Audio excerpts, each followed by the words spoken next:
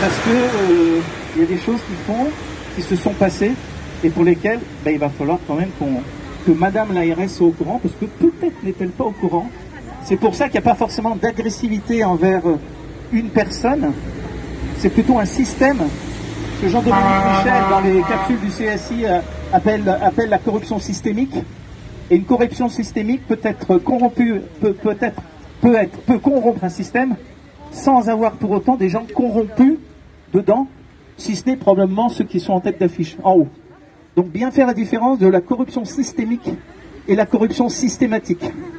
Donc cette corruption systématique, à ce jour, elle n'existe pas forcément. Les conflits d'intérêts, oui. La corruption systématique, non. Corruption systémique, oui. Parce qu'un système, ça se crée, ça se ménage, ça s'adapte. Et parfois, il y a un souci de faire adapter, mais qu'on ne fait pas. Et on va voir, d'ailleurs, sur 2 cas précis, médicaux, que en fait, on est en plein dedans. C'est pour ça que je disais que Madame la directrice, donc j'appellerai jamais par son nom et son prénom, respect total pour l'individu. On s'attaque à une fonction, on ne s'attaque pas à des individus. Ça, je pense, c'est vraiment fondamental qu'on ait ça dans la tête. Cette dame, je la connais pas personnellement, mais elle est peut-être, j'en sais rien, elle est probablement très bien, j'en sais rien, mais le problème n'est pas cette dame. Le problème, c'est l'institution. Voilà. On avait demandé au départ, ce qui serait bien, c'est de faire une demande d'audience. Je crois qu'au bout de 2 ans, on a déjà compris une chose, qu'à mon avis, la pire insulte que peut avoir un préfet ou que peut avoir une directrice d'ARS, c'est de ne pas lui demander d'audience. De les considérer comme totalement insignifiants et surtout sans aucune manœuvre d'action possible, si ce n'est d'être un simple exécutant. Pardon? Des gens qui veulent rentrer? Ah oui, il faut descendre là. Hein. C'est la manifestation déclarée, on n'empêche pas les gens de sortir de l'ARS, mais qui rentrent, il y a de la place sur le parking, et pour une fois ils marcheront un peu. Hein. Donc vous pouvez rentrer là. Alors, je vous explique un petit peu ce qu'on va faire aujourd'hui. Alors c'est pas une conférence de presse, on n'a pas de table, on n'a pas de croissant à vous offrir, on n'a pas de jus d'orange, et c'est pas standardisé, protocolisé, c'est plutôt une communication média, communication presse. Voilà, qui a été organisée par l'association qui a été créée le 20 décembre, donc date un tout petit peu symbolique, qui a été enregistrée à la préfecture le 29 décembre, grâce à un conseil d'administration extraordinaire. Donc c'est une association de soignants qui s'appelle Soignants Résistants Réunion Mayotte en action. Pourquoi Mayotte? Parce qu'il y a des choses qui se passent là-bas, un petit peu insupportables aussi. On a des collègues à Mayotte, donc c'est pour ça, et finalement on est quand même dans une même région, même si depuis quelques 2-3 ans, l'ARS Océan Indien n'existe plus, puisque c'est détaché ARS Réunion, ARS Mayotte. Alors, moi j'ai 2-3 choses à vous dire, avant de laisser la parole à 5-6 soignants dont on a fait un petit programme hier. Alors, on a mis un fil conducteur. C'est l'ARS nous ment.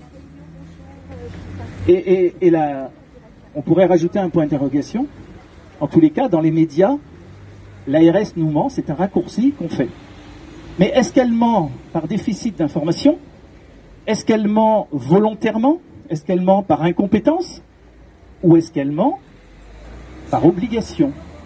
Et ça s'appelle, dans ce cas-là, un mensonge d'État, avec un grand E. De quel mensonge parle-t-on? C'est des mensonges qui finalement ont été relayés par la presse récemment, notamment dans le quotidien, il y a quelques jours, à propos de ces enfants rapatriés en Evasane, on appelle ça, rapatriés en sanitaire à La Réunion, donc de Mayotte, et qui auraient été en réanimation à cause du Covid. Tout le monde sait, le directeur général l'a admis, que ce n'est pas à cause du Covid. L'ARS l'a admis, que ce n'est pas à cause du Covid. Logique, normalement, démenti à la presse, parce que finalement la presse, des fois on en veut un peu à la presse, mais c'est notre côté militantisme. En fait, la presse, elle ne fait que rapporter ce que dit l'ARS. Le problème, c'est que l'ARS, c'est quoi? Agence régionale de santé. Ce que dit l'ARS est écouté comme parole d'évangile par l'ensemble des maires. L'ensemble des maires va voir le préfet le mercredi et lui dit « Ouais, on veut le confinement, on ne va pas s'en sortir sur ta saturation des hôpitaux. » Le préfet, il écoute l'ARS. Il n'est pas médecin. D'ailleurs, la directrice de l'ARS n'est pas médecin non plus. Il écoute. Heureusement, il ne l'écoute pas toujours. Et la dernière fois, merci monsieur le préfet, on a évité le confinement. Alors, je ne sais pas ce que ça cache, néanmoins, ça nous permet d'être aujourd'hui, etc. Néanmoins, l'ARS, c'est elle qui communique aux médecins. Même si l'immense majorité des médecins, malheureusement, et il y a des explications, c'est pas le jour de l'aborder, ne sont pas dans notre mouvement, plutôt dans une acceptation dans ce qu'on va appeler la doxa, néanmoins, ils écoutent les chiffres de l'ARS. Les députés écoutent les chiffres de l'ARS. Les sénateurs écoutent les chiffres de l'ARS. Qui c'est qui votent pour les sénateurs? Ce sont les maires. Donc, voyez, de cette information, vous êtes ici, je vous fais une présentation rapide. Saint-Denis de la Réunion, berceau des chiffres qui sont communiqués à la presse, au monde de la santé, aux élus.